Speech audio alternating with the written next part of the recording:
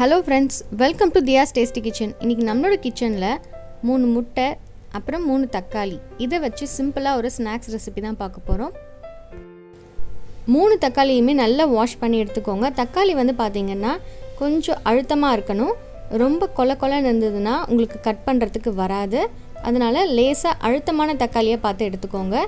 இந்த மாதிரி மேலே லேயரை மட்டும் கட் பண்ணி எடுத்துக்கோங்க. அதுக்கப்புறம் அது உள்ளே இருக்கிற விதை அப்புறம் சைடில் இருக்கிறது எல்லாத்தையுமே க்ளீன் பண்ணி எடுத்துருங்க. ஒரு பார்க்குறதுக்கு ஒரு கிண்ணம் மாதிரி ரெடி பண்ணிக்கோங்க. இதை பாருங்கள், இந்த மாதிரி தான் ரெடி பண்ணி எடுத்துக்கோங்க. இப்போது இதே மாதிரி மீதி இருக்கிற 2 தக்காளியும் நம்ம ரெடி பண்ணி வச்சுக்கலாம். பாருங்கள், எல்லாமே ரெடி ஆகிடுச்சு.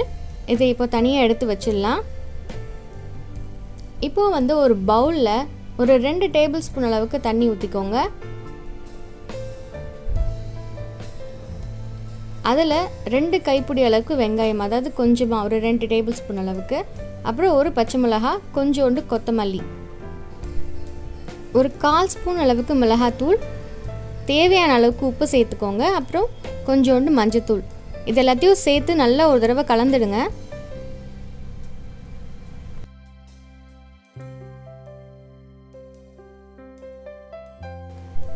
நான் 3 தக்காளிக்கு 3 முட்டை எடுத்திருக்கேங்க. உங்களுக்கு எவ்வளோ தேவையோ நீங்கள் அந்த அளவுக்கு எடுத்துக்கோங்க.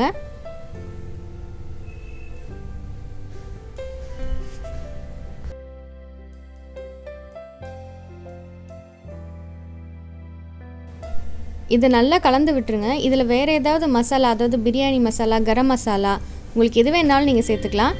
இப்போது நம்ம ரெடி பண்ணி வச்சுருக்க தக்காளியில் இதை ஊற்றிக்கலாம். ரொம்ப ஃபுல்லாக ஊற்றிடாதீங்க, ஓரளவுக்கு முக்கால் திட்டம் அளவுக்கு ஊற்றுங்க போதும். இல்லைனாக்கா தக்காளியிலேருந்து வழிஞ்சு எல்லாம் வெளியில் வந்துடும். அதே தக்காளியோட கட் பண்ணி வச்சுருக்க அந்த மூடியை இது மேலே கரெக்டாக வச்சுருங்க. வச்சுட்டு நம்ம வீட்டில் ரெகுலராக டூத் பிக் வச்சுருப்போம். அந்த டூத் பிக்கால் ஒரு 3 சைட் மட்டும் நல்லா குத்தி ப்ரெஸ் பண்ணி விடுங்க. நல்லா ஸ்லோவாக பண்ணுங்கள். இது பாருங்கள், இந்த மாதிரி ஒரு 3 சைடு குத்தி விட்டிங்கன்னா அது அப்படியே ஸ்டிஃபாக நிற்கும். உங்களுக்கு மேலே இருக்க அந்த தக்காளியும் கீழே இருக்கிற பாட்டமும் தனியாக பிரிஞ்சு வந்துடாது. அவ்வளோதாங்க, இதே மாதிரி ரெடி பண்ணிக்கோங்க.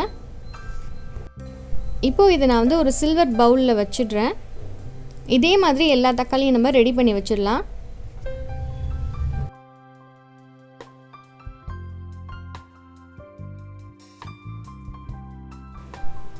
அதே மாதிரி இதையும் ஒரு சில்வர் பவுலில் வச்சிடலாங்க. இதை நான் இட்லி பாத்திரத்தில் வேக வைக்க போகிறேன்.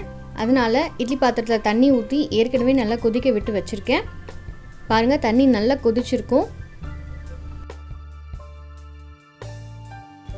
பாருங்கள், தண்ணி நல்லா கொதிச்சிடுச்சு. இப்போ நம்ம பிளேட் வச்சு இது மேலே நம்ம ரெடி பண்ண அந்த தக்காளி அப்புறம் அதை வச்ச பவுல் எல்லாத்தையும் சேர்த்து இதில் வச்சிடலாம். இது ஒரு 15லேருந்து 20 நிமிஷம் அளவுக்கு பார்த்திங்கன்னா மீடியம் ஃப்ளேமில் இருக்கட்டும். நல்லா வெந்து வரணும். உள்ளே இருக்கிற முட்டை நல்லா வேகணும். இல்லைனாக்கா பார்த்திங்கன்னா நீங்கள் தக்காளியை கட் பண்ணும்போது உள்ளே குழன்னு இருக்கும். அதனால் நல்லா வேக வச்சுருங்க. பாருங்கள், 20 நிமிஷம் ஆயிடுச்சு. உள்ளே இருக்க முட்டை, தக்காளி எல்லாமே நல்லா வெந்திருக்கு.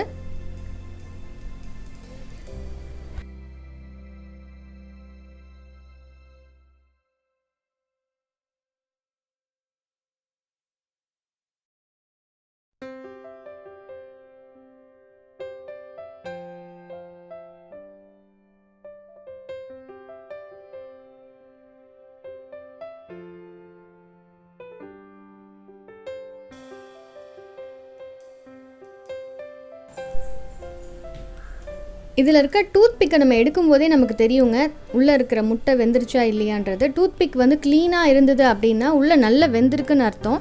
அப்படி இல்லைன்னா இன்னும் கொஞ்சம் நாள் நல்லா வேக வச்சுட்டு அப்புறம் எடுங்க. இப்போ நம்ம இதை நல்லா கட் பண்ணிடலாம்.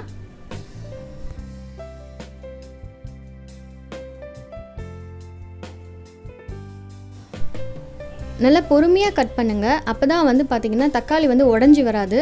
இல்லைனாக்கா தக்காளி நசுங்கிடும். அதனால் கொஞ்சம் கேர்ஃபுல்லாக கட் பண்ணி எடுங்க. இதை நீங்கள் சாப்பாட்டுக்கு கூட சைட் டிஷ்ஷாக தொட்டு சாப்பிட்டுக்கலாம். ரொம்ப நல்லாயிருக்கும். இல்லை நீங்கள் ஸ்நாக்ஸ் மாதிரி கூட சாப்பிட்லாம். ரொம்பவே நல்லாயிருக்கும். நீங்களும் இதே மாதிரி உங்கள் வீட்டில் ஒரு தடவை ட்ரை பண்ணி பாருங்கள். உங்களுக்கு எப்படி வந்ததுன்ற கமெண்ட்ஸை கண்டிப்பாக எனக்கு ஷேர் பண்ணுங்கள். நன்றி, வணக்கம்.